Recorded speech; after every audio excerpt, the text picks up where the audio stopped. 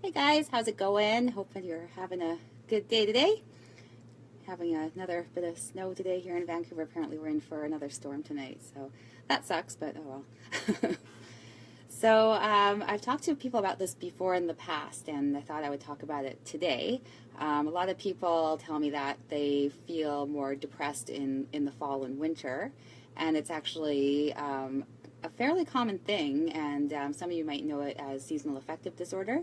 And it's a real thing. Some people really do suffer with this in the darker months. Hi, Teresa. The thing with seasonal affective disorders, because it's seasonal, it doesn't happen on a regular sort of basis. It happens, seasonally. A lot of people don't take people seriously when they say that they're suffering from this, but it's a real thing, and some people really do struggle through the fall and winter. So some of the things that cause that's happening with people when they're suffering from seasonal affective disorder. One thing is their internal clock is thrown off by the lack of sunlight. So scientists have discovered that the lack of sunlight does actually throw some people's internal clock off, which means you're not getting the amount of rest you need. So that can lead to feeling kind of low and depressed. Hey Ryan, hi Jeff. And melatonin. So that's that chemical in our body that makes us feel sleepy, and we release more melatonin when darkness comes around. So when the days are shorter and there's less sunlight, it can actually cause your melatonin levels to fluctuate to a point that it can actually cause feelings of depression and sadness. So these are real chemical things that are happening in your body. It's not just imagined. So people who kind of dismiss people who are saying they're suffering from SAD, they need to be a little more understanding, a little more open-minded to what's actually happening here. And also serotonin. So when there's less sun, your body produces less serotonin. And serotonin is that chemical that makes you feel happy, gives you that feeling of well-being. So when that drops, you do suffer from depression. And these things are things that actually happen to people due to the lack of sunlight during the fall and winter.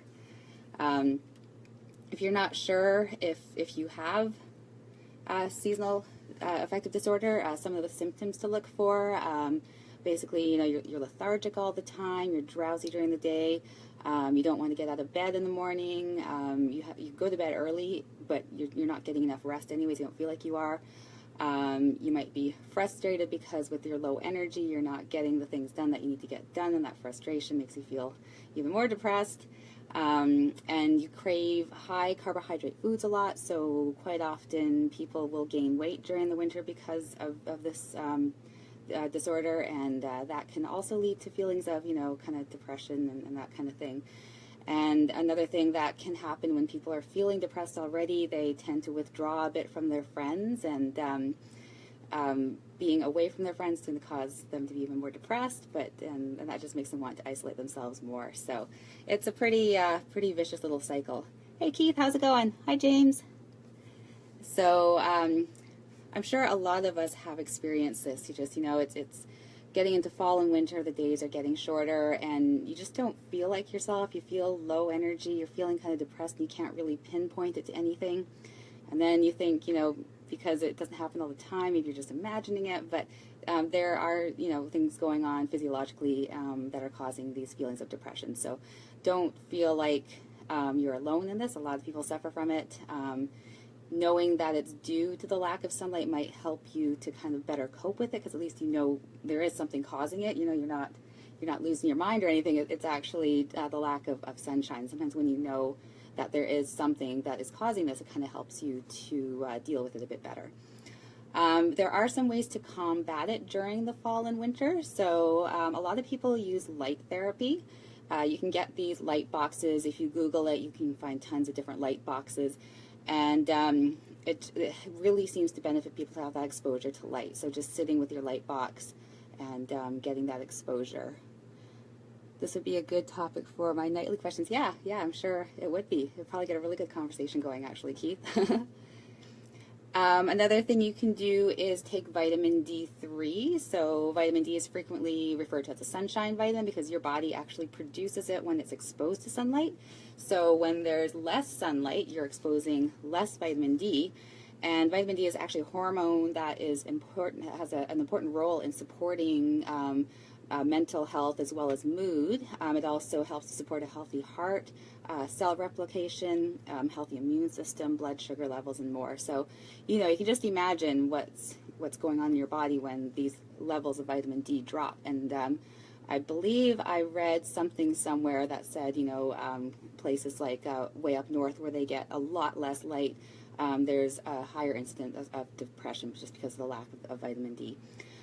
So getting vitamin D3, you know, through vitamins, make sure that you're choosing a high quality vitamin. Don't cheap out on your vitamins. Try to find a liquid source. It'll be a little bit easier to absorb. And then, no surprise, I'm going to bring this one up, but exercise. So when you exercise, your body releases endorphins, which are those feel-good chemicals, and actually the feelings you get from endorphins are comparable to the feelings that you would get from morphine or heroin. Not that I know personally, but apparently that's what they say.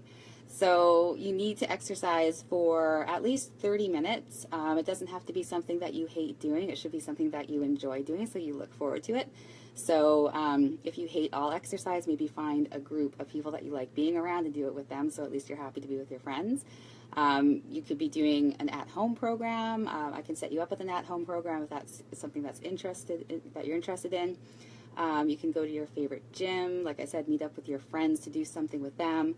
Or maybe it's, you know, taking your dog out for a walk, or just something that you enjoy. Get 30 minutes of it every day and get that feel-good rush of endorphins. And I'm sure you've all experienced that, where you've done some physical activity and you just feel better. Every day I post a little 1-minute thing you can do just to get your body moving. Even just that 1 minute can sometimes be enough to kind of elevate your mood just a little bit. Hi, Lisa. Hey, Mark. So if you are suffering with this, like I said, don't feel like you're alone, because a lot of people do suffer with it.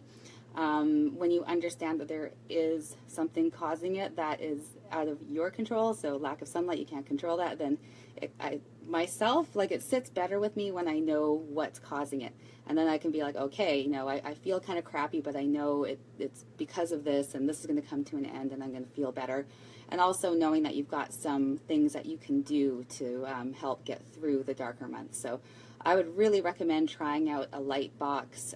If you're really suffering, just getting that exposure to light is so beneficial. And of course, exercise. So I have to run and get my studio ready for the next group to come in and do their workout. And if you have any questions, any comments, please feel free to leave them. Feel free to check out my blog anytime you want, holyfit.ca. There's those 1-minute exercises I mentioned. They're on there, so they're called Fit in a Minute if you want to check that out and do 1 minute of physical activity. And if you feel like doing more, you can pick out a whole bunch of fits in a minute and do all of them. Get a really good workout. So have an awesome evening. Hey, Leslie. I will talk to you again tomorrow. Oh, and if you guys ever have topics you want me to talk about, let me know. If I don't know anything about them, I'll look them up and learn about it, and I'll share that knowledge with you. So feel free to do that. All right, talk to you soon.